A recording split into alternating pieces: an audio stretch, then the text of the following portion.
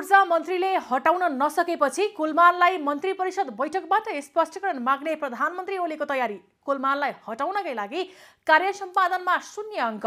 खड्काले नसकेका कुलमानलाई ओलीले हटाउन सक्लान् त? अहिलेको प्रमुख सत्तारूढ दल नेपाली कांग्रेसका सभापति शेरबहादुर देउवा प्रधानमन्त्री भएका बेला दोस्रो पटक नेपाल विद्युत प्राधिकरणको कार्यकारी निर्देशक नियुक्त भएका कुलमान घिसिङलाई आफू मन्त्री बहाल भएकै दिनदेखि हटाउने कसरतमा लागेका ऊर्जा जलस्रोत तथा सिँचाइ मन्त्री दीपक खड्काले न्वारानदेखिको बल लगाएर कुलमानलाई प्राधिकरणबाट हटाउन कम्मर कसेर लागे पनि असफल बनेपछि अब मन्त्री परिषदबाट स्पष्टीकरण सोधेर कुलमानलाई प्राधिकरणबाट हटाउने तयारीमा सरकार लागेको छ।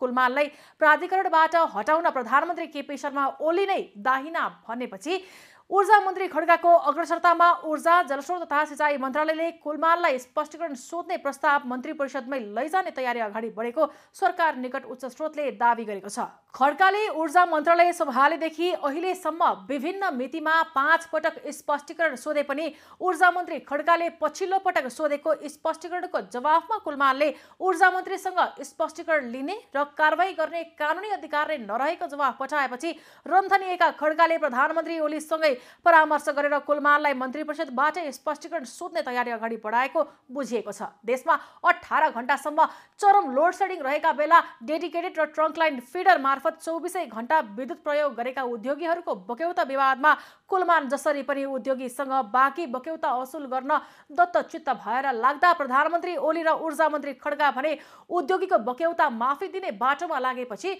ओली प्रधानमन्त्री बनेकै दिनदेखि सरकार र कुलमान पटक पटक आम्ने सामने मात्रै भएका छैनन्।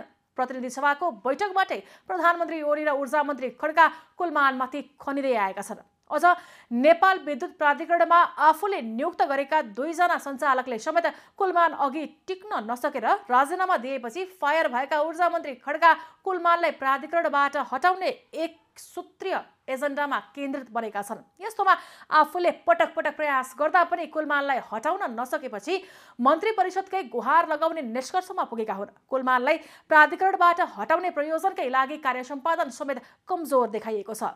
ऊर्जा मन्त्रालयका सहसचिव जीवछ मण्डलले माघ 18 गतेको पुरानो मिति राखेर कुलमानको कार्य सम्पादनमा 0 नम्बर दिने निर्णय भइसकेको बुझिएको छ। कुलमान स्वयंले भने आफूलाई 98 नम्बर दिनुपर्ने दावी गर्दै मन्त्रालयमा आफ्नो कार्य सम्पादन फारम बुझाएका थिए।